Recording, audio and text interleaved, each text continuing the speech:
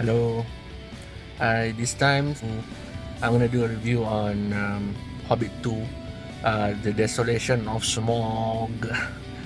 um, I did not watch Hobbit 1.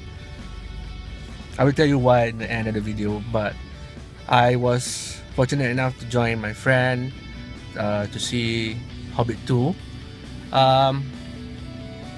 The Desolation of Smaug. Smaug means there is the name of the dragon. If you see the trailer, or it is the dragon in that trailer is called the name of the dragon is Smaug. I will be honest with you, I'm not a fan of the Lord of the Rings trilogy. I'm just not a fan of those trilogy. I saw only part 1, and I saw bits and pieces of part 2 and part 3. And then that's why I think I missed the Hobbit, because I don't care about this trilogy anyway. But I did saw Hobbit part 2, and on the most part I enjoyed the movie. I enjoyed the adventure. I enjoyed the special effects. I enjoyed the sword and sorcery fantasy vibe of these movies. Even though I'm not a fan, I can appreciate watching part 2. And I have not read the book, and I try to avoid reading the book because Lord of the Rings is huge. If you say the book is this thick, and I'm not really a fan of fantasy genre. I'm more of a science fiction guy, horror, drama, but I'm not into so much into fantasy. But it doesn't mean I don't indulge. I tengok. But I saw this movie, and some people told me, my friend told me that there were elements that were not in the book, such as Legolas, the appearance of Legolas, who is the hero in one of the heroes in Lord of the Rings and stuff like that.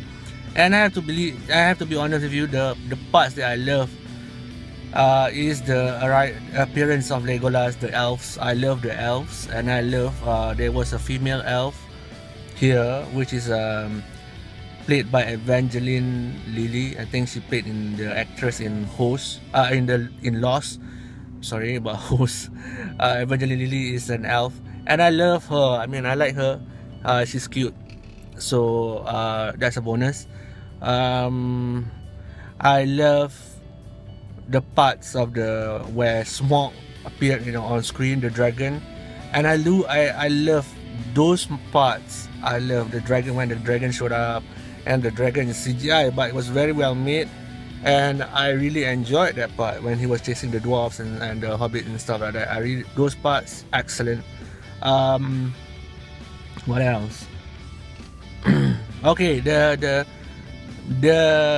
is a portion of the movie where when the heroes, the elves, and they were traveling in barrels trying to escape the elves and the orcs on barrels, which I think is interesting, is fun, and I don't take movies seriously, this type of movie seriously, so I could enjoy the effects and the stunts that they done. Then, and I'll be honest with you, if there's no elves in this movie, if there's no Legolas, if there's no Evangeline Lilly, I would probably hate this movie. But I do, because I like the elves, because I think it's mystical. They are mystical.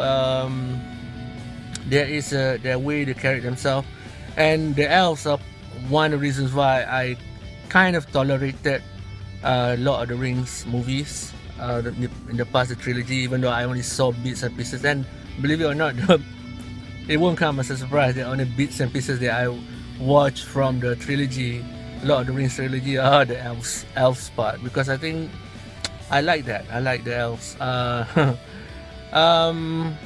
So what's bad about the movie? I'll be honest with you, it's too long. It's 2 hours and 40 minutes. It's not a genre that I'm into. You know what? Prometheus was long, but because it's sci-fi, I could stand that. But this is 2 hours and 40 minutes. I almost dozed off. Near the end, and suddenly the dragon showed up. I was a bit okay. There's a dragon. I got to see this, but man, it's so long, and I mean, it's why I don't know why people make movies long anymore. Because I think the next generation is gonna be more ADD, attention deficit disorder, where they can't pay attention to something long-winded like this. I mean, granted, this is a fun movie to watch, but it is too long. The best length for me, I know I'm divulging into other things, but the best length for a movie, I think for me this year, was Gravity. It was just in 90 minutes, which is amazing. 90 minutes, I think they managed to tell that story, which I think is good. And I also love short films. Why? Because short. Why do you want to watch a long-winded movie? Oh god.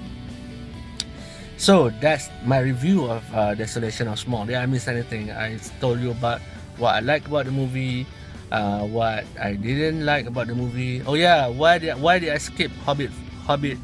Hobbit 1 was they put too much emphasis on, wow, it's gonna be shot in 48 frames per second. Now, what is 48 frames per second? 48 frames per second is this. Our eyes see the world in 60 frames per second, if I'm not mistaken. Yeah, 60 frames per second. Oh no, 30 frames per second. I'm sorry. And the recording of this iPhone video is done in also the same speed, 30 frames per second. And movies are generally done in 24 frames per second or 25 frames per second. Even if there are apps now to shoot videos in 24 frames per second. What does it mean? So it means 20 frames per second, they managed to cram that 1 second. About 24, 25 frames per second means everything does a bit slow. Our eyes is in 30 frames per second, right? So when you push the frame per second in 26, there is almost a magical quality to it, to film, and light reflects on film in such a nice way, in such an artistic way. It's almost impressionistic. I don't know if you understand art. Art is an exaggeration or for me, it intensified work of art, intensified reality. So when they do 25, 24 frames per second, it creates it slows down the world. And somehow when we slow down the world, then the way the light bounces on films, the light bounces on skin, it creates that almost, to me, it's very beautiful. And 30 frames per second, I'm not saying that I'm not seeing the world as it is, but 30 frames per second is reality. And to me, if you've seen movies that have shot at 24 frames per second, I mean, all movies are currently being shot in 24, 25 frames per second. The quality is hyper reality or magical quality. So you are easily being transported to that world, and how it just takes you out of reality for a bit, and that's good.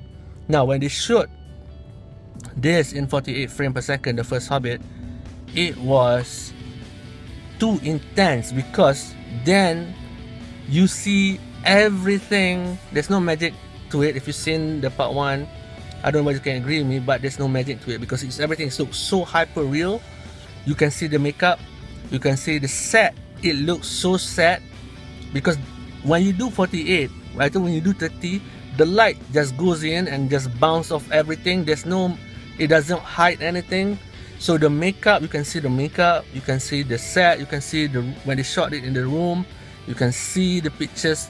It's like setting, like a set, and you're not transported into the world or into the the universe that you're trying to portray and film in the storyline. So 48 was a bit intense, and I think they learned from it. And when they release this part, only a few theaters will see the movie in 48 frames per second.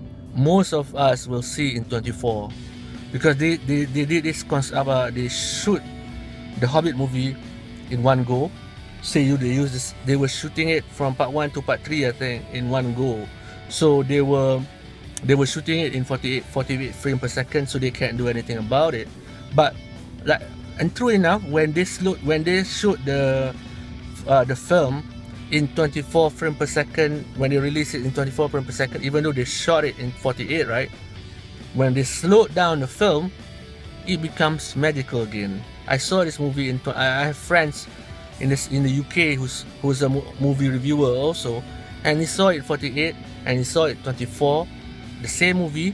He can see a vast difference. And why all this is happening is just that when you slow down reality and how the light comes into the screen, might be minute for us. It's 24 frames per second. It will be a magical quality to the eyes, because we see it 30 frame. Film since 24. Now if you shoot 48 and then you coming down to 24, you will see much more nicer quality in films. That's why some people refuse to shoot digitally, and they still want to use anamorphic.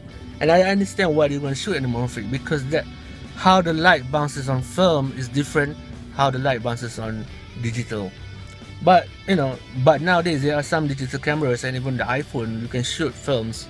You can try to simulate 24 frames per second. You can try, but it won't be as good as 35mm film. I know that's a long-winded explanation on all this frame issue, and I like to include all these things inside review, so you won't get just one. And I'm breaking the record of saying that why would anybody want to watch a long movie? I'm doing a long video. Anyway, hopefully all this information is useful. One of you guys might be directing a movie in the future, so I think you will have your own preference. And then I until today I don't understand why they decided to shoot in 48. Talking about that, because the iPhone 5, by the way, 5S has the ability to shoot at 60 frames per second. Because they wanted to do, when to 60 frames per second, they want to do slow motion video. It's easier, but I don't see any. You can simulate slow motion. You don't even. Why 60 frames per second is you cramp 60 frames per second inside per second. So the file of the video, you just say you do a 10-second video, you will have how many frames? 60 frames each second. That means the film will be heavy. If you do in 24 frames per second, the film will be less heavier in terms of file. Now think about that. Okay, anyway, this is a long-winded review of Desolation of Smaug. Before I go, the score for this movie, I definitely give it an 8 out of 10. You will enjoy it. There were some, I would say it's for kids because there are some violence, but year 13 above, be fine. Okay guys, thank you for watching this video. Bye bye.